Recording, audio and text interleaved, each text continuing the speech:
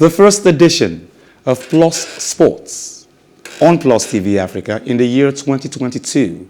Happy New Year to all our teaming, to you, our fan. Well, I think it's massive. Well, I know they had, in the new year, they had the Plus Sports special on Saturday. Yes. But this is the first edition of Plus Sports. Yes. Two very different shows. Yes, of course. Almost the same names. Nah. Okay, now, ahead of the 2021 African Cup of Nations, a total of 13 Super Eagles players are in the Abuja camp, with FC Porto defender Zaidu Sanusi and Sparta Rotterdam goalkeeper, the latest player to arrive on Sunday yesterday. Now, the Eagles opened camp last Wednesday for the start of preparations for the 33rd edition of the AFCON tournament, which begins January 9th and ends February 6th in Cameroon. Olisanda, John Noble, and Taiwo Awuniyi were the early arrivals in camp.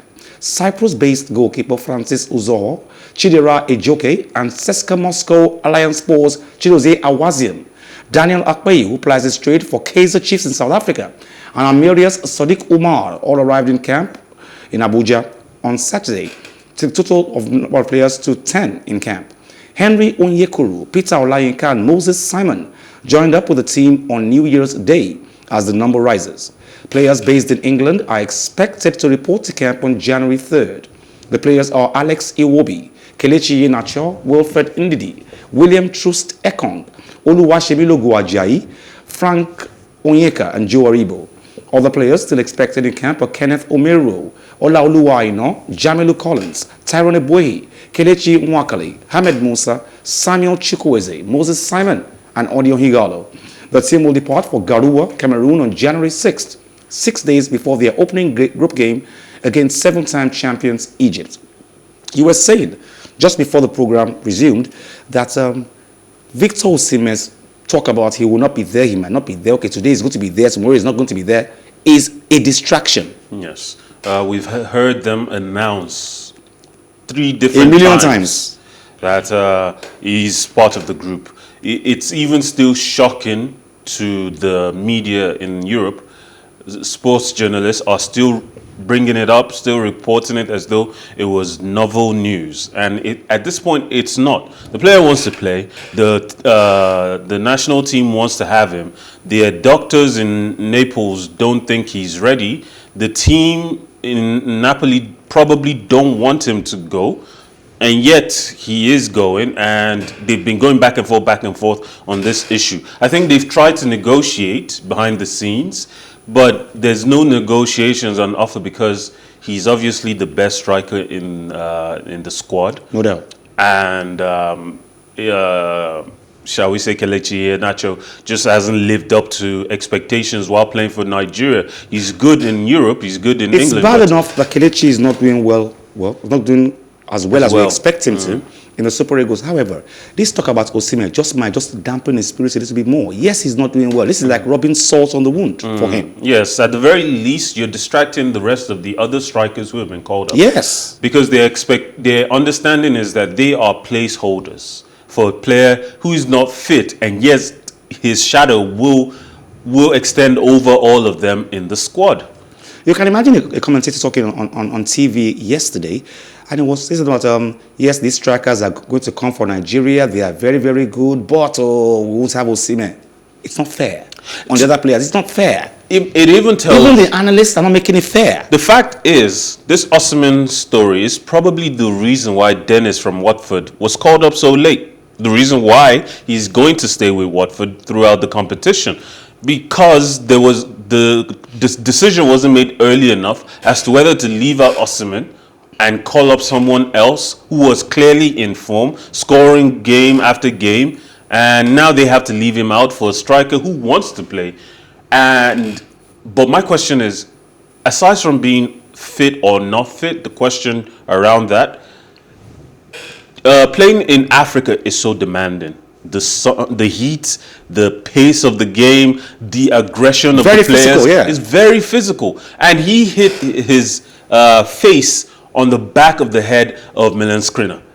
There are going to be a lot of moments like that while playing for Nigeria. True. So you're going to have to wrap him up in cotton wool. And how can he play to the best of his abilities? Which means other players, other strikers who should get the opportunity either to play will not get to play in games that are vitally important to bring them out in.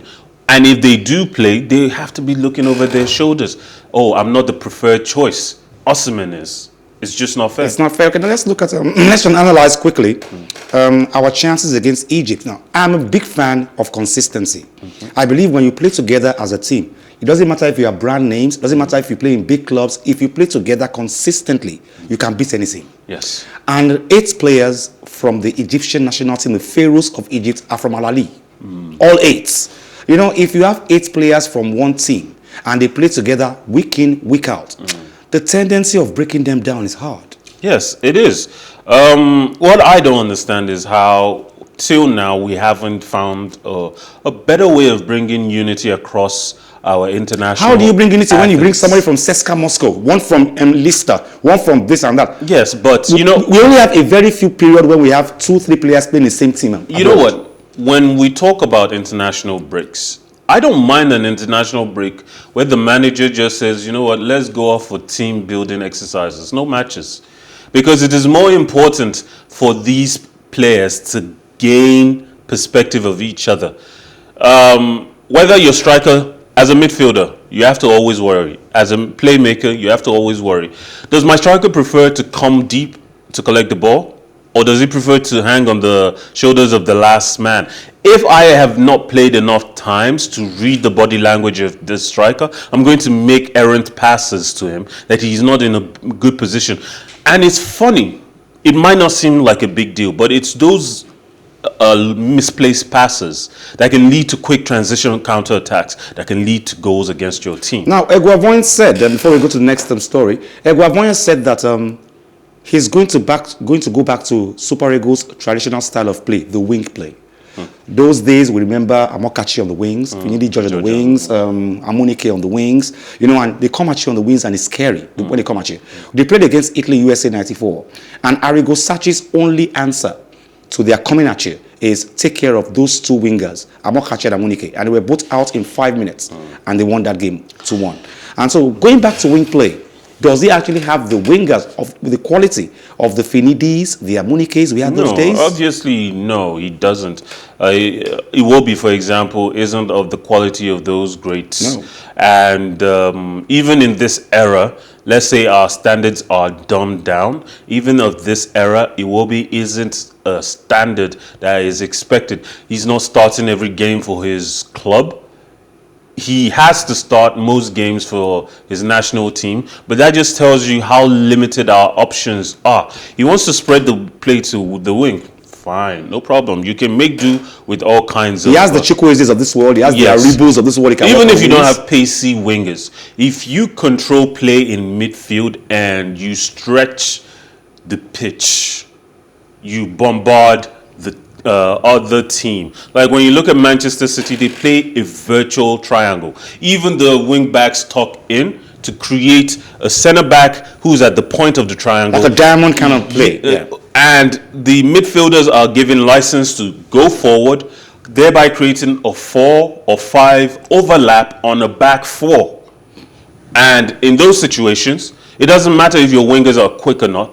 The ball is going to get passed around and still end up in the wings, because that's the intent, to cross, square, or pull back the ball and get players in positions. Now, another distraction. We said Osimhen is a distraction to, he's coming today, he's not coming tomorrow. Let's look at another distraction quickly before we go to the main body of the story. Romelu Lukaku. You know, first he comes out, says, I'm unhappy. Then he says, I want to go back to Inter Milan. Inter Milan says, we don't need you anymore, you know. It's a distraction, truly. And the coach has explained to us today, he will do that, why he dropped Romelu from the team. Firstly, I have to wonder about the timing. Lukaku doesn't want to leave Chelsea, not right now, maybe not for another 2-3 years. And he is 28 now, going on 29. He has very limited time at the top as a striker. Maybe he's going to prove us wrong and go the way of Ibrahimovic, play till he's 40 and over. But till that point, we have no idea whether he can do it. Now, when I watch him play, he is strong, he's decisive, he's quick, and it's hard to stop him. You're playing at Chelsea a big game against Liverpool is coming up, and you go and sit down for an unauthorized Sky Italy interview. Sky Sports, what was the reason behind the timing of that interview? Why did he agree to it? Why did he not defer it? And it seems to me like he's trying to pacify old fans while neglecting new fans. And Chelsea fans they're not even really new. They've been with him since the very first time he showed up in England.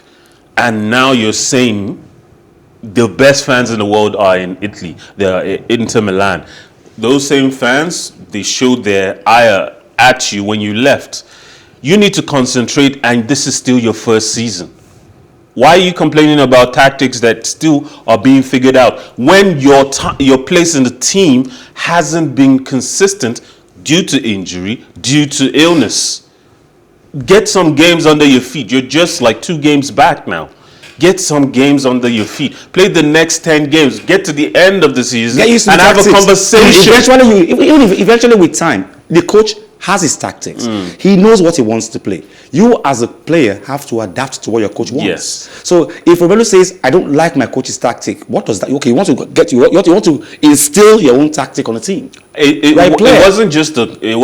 This wasn't just a press conference or a random interview at the end of a match. This was set up. He wasn't in gear. He went and had basically a statement prepared to insist that these tactics do not suit me, and I'm not happy to be here right now because of these tactics.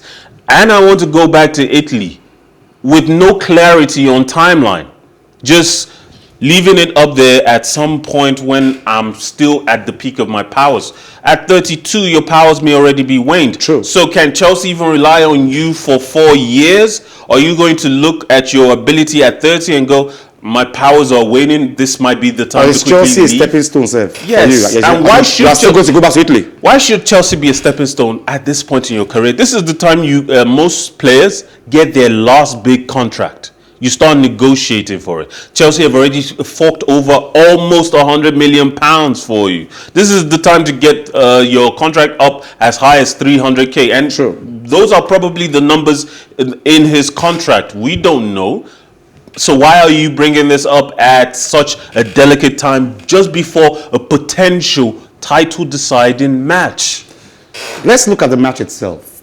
Now, Thomas Tuchel explained the reasons as to why Romelu Lukaku was dropped from his Chelsea squad as they fought back from 2 goals down to draw 2-2 with Liverpool in the striker's absence. And the Chelsea head coach said the comments Lukaku made in an interview a few weeks ago but aired this week created a situation that was too big and too noisy, which then affected Chelsea's focus ahead of the game. Now, Liverpool assistant coach Pep Lijnders has called the Reds' 2-2 draw with Chelsea at Stamford Bridge a positive point. The visitors took an early 2-0 lead through Mohamed Salah and Sadio Mane, but were eventually drawn level before the end of the first half. Looking ahead to the rest of January, Lijnders also wished Naby Keita, Mo Salah and Sadio Mane all the best, with the trio set to depart for the AFCON. That was the Liverpool coach. Klopp couldn't make it because of. Let's quickly look at this. What happened to Chelsea? Despite all, Lukaku wasn't missed. Chelsea missed 4 clear chances that I saw. One-on-one with the goalkeeper, they didn't score it. But they still came back from the dead. As a Chelsea fan, I'm taking my journalist hat off right now.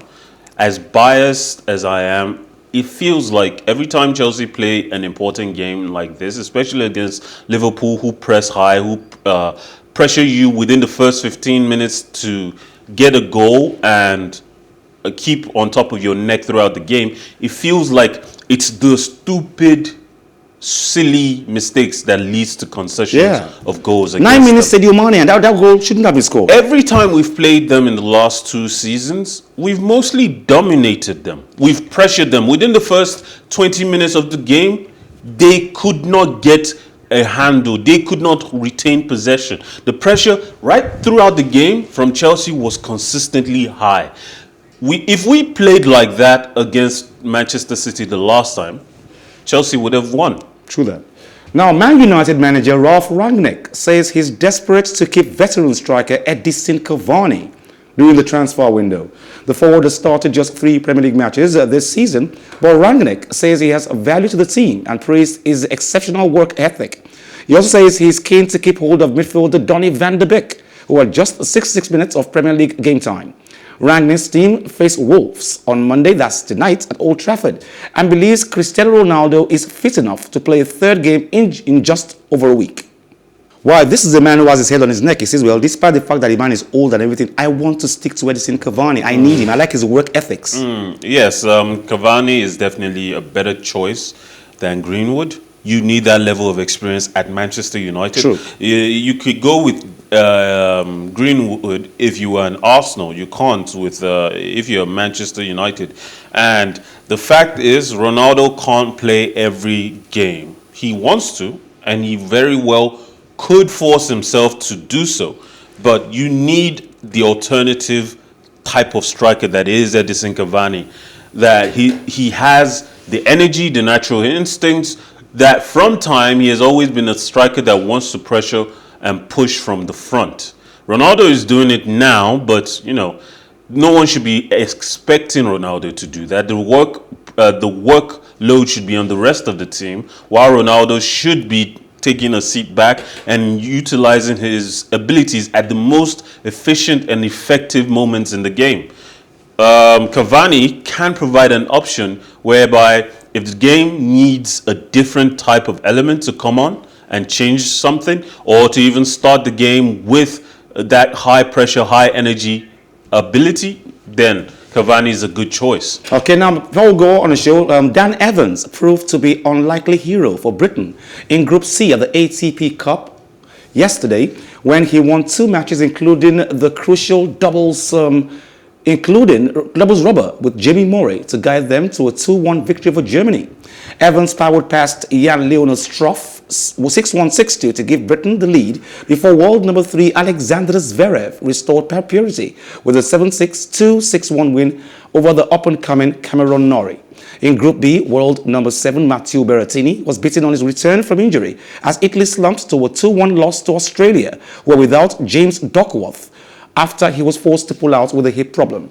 Earlier, Canadian Denis Shapovalov was a late withdrawal from his singles match against American John Isner at the $10 million men's team tournament. The world number 14 had been forced to isolate in his hotel room after a positive COVID-19 test upon arrival in Sydney. Jamie Murray, Andy Murray's brother. Of course, most times the doubles events, used to be Jamie and Andy Murray playing it together. I don't know, Andy is not here now. I guess he needs to rest. You know, he's not too young anymore and he has played too many tours this season. Yes. Well, we hope this year is going to be fantastic for us in the world of sports and, of course, on the program Plus Sports. Happy New Year once again, Mikhail. Thank you. Join us same time tomorrow, Plus Sports and Plus TV Africa. My name is Wally Scott. Like I always advise you at the end of every show, if not for anything, at least for your heart, do some sports.